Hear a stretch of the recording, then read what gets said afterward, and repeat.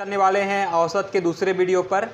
इसके पहले मैं औसत का एक वीडियो बना चुका हूं जो उस सप्ताह बनाया था, और औसत की आज मैं दूसरे वीडियो पे बात करने वाला हूं। इसमें मैं औसत के कुछ प्रमुख प्रश्न रखूंगा जो आपके परीक्षा के दृष्टि से बहुत ज़्यादा महत्वपूर्ण रहेंगे। तो चलिए आज हम बात करते हैं औसत के कुछ प्रमुख प्रश्नों पर। तो औसत के प्रमुख प्रश्नों में से मेरा आज का ये पहला प्रश्न है। तो चलिए प्रश्न को पहले समझते हैं। प्रश्न है क्या? प्रश्न क्या बोल रहा है? 3, 7, 11, 15 और 79 मतलब 79, ठीक है ना। तो समझिएगा 3, 7, 11, 15 और 79 का औसत क्या होगा। तो कहने का तात्पर्य है कि पहली दृष्टि में लगा कि 3, 7, 11, 15 हो सकता है कि विषम संख्या लिया हो, बहुत लोग का दावा होगा कि विषम संख्या लिया, पर नहीं। आप ध्यान समझिएगा, इसमें समान अंतर लिया है। क्या लिया है? इसमें समान अंतर लिया। देखिए 3 और 7 के बीच में कितने का अंतर मिला है? 11 का। 7 और 11 के 4 का अंतर मिला है। 3 और 7 के बीच में 4 का अंतर मिला।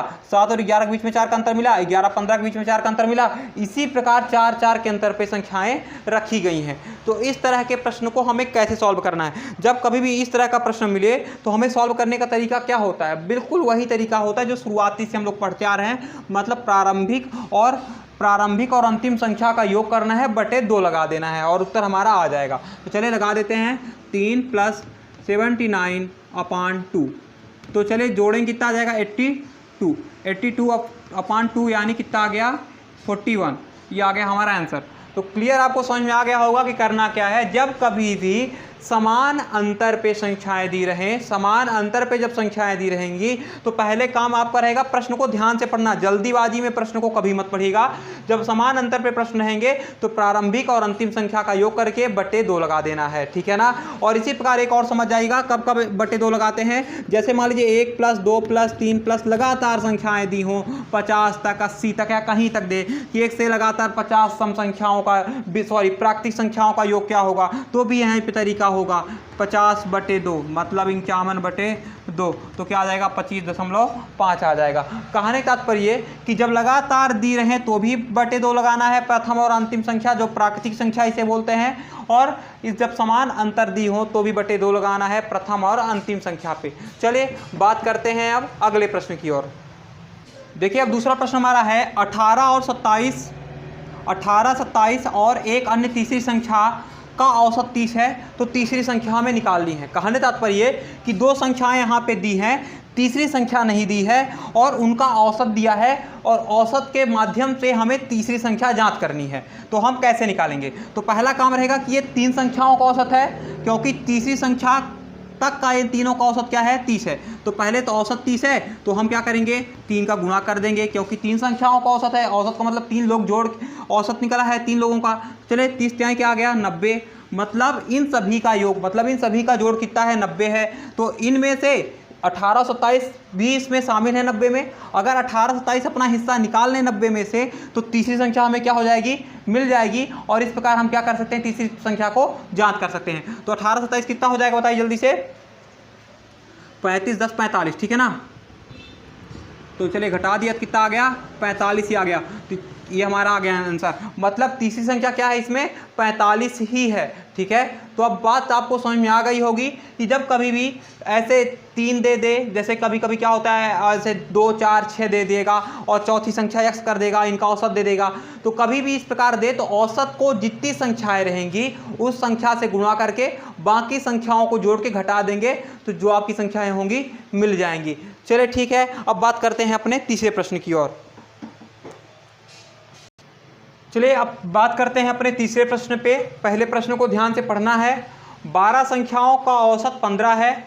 तो चलिए पहले इतना समझ गए 12 संख्याओं का औसत क्या है? 15 है। तो जल्दी से हल भी करते हैं। तो 12 गुणे क्या कर देंगे? 15 कर देंगे। कितना आ जाएगा?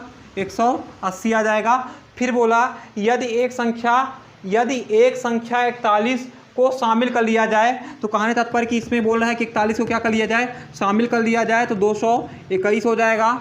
चलिए ठीक है। तो इन 13 संख्याएं, मतलब कहा जाए तो 12 संख्याएं थी, एक संख्या और ले लिया हूं, तो 13 संख्याएं का औसत क्या होगा? मतलब कहा जाए तो प्रश्न खुद ही बता दे रहा है कि इस प्रकार चलना है और उत्तर क्या आएगा। तो प्रश्न को समझते ही उत्तर आ गया। तो देखिए 221 कितनी संख्याओं का औसत है? 13। मतलब 13 संख्याओं का है योग। ये 13 संख्याओं का क्या है? योग है। तो इनका औसत निकालना है। तो औसत निकालने क्या करेंगे, 13 का इसमें भाग देंगे। तो 13 एक कम 13, बचा क्या 9 बचा, 13 सते 95। तो उत्तर क्या आ गया, औसत क्या आ जाएगा, तो इन संख्याओं का औसत आ जाएगा 17। जो पहले औसत क्या था 15 था, अब वही औसत कितना हो गया 17 हो गया। ये क्वेश्चन आया था एसएससी मल्टीटास्किंग 2017 में। कहने का तात्पर्य ये नहीं है कि आप जो है दिल्ली कांस्टेबल और जेल पहाड़ी बस में इस तरह के प्रश्न आते हैं, इस तरह के प्रश्न आपके एसएससी में भी आते हैं। आप एक बार लगाते रहिए, आपके हर जगह ये प्रश्न आते रहेंगे, मेहनत करिए आप जरूर, है ना। तो चलिए अब बात करते हैं अपने तो अगले प्रश्न की ओर। चलिए अब नेक्स्ट प्रश्न की ओर आते हैं। ध्यान रखिएगा, इस प्रश्न को भी पढ़ते हैं। 3 संख्याओं का औसत 77 है। तो पहला काम है, 3 संख्याओं का औसत 77 है, तो पहले काम क्या करेंगे हम, 77 गुणे 3 कर देंगे। 7 त्रिक 21 हासिल आया 2, 7 त्रिक 21 2 23, 231 आ गया।